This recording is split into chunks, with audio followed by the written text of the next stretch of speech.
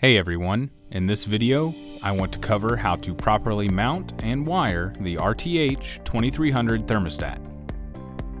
When replacing or installing a thermostat, please make sure that your system is powered down for your safety. You can either do this at the furnace or at the breaker. The RTH2300 subbase is mounted with 2 screws. To make sure it's secure, utilize a stud or drywall anchors. When wiring the subbase, please verify your system type and wire accordingly.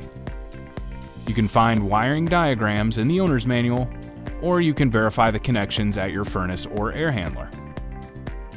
After the subbase is wired, insert batteries into the RTH2300 and attach it to the subbase.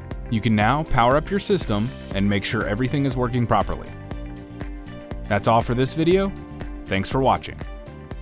For more support and documentation, please visit honeywellhome.com.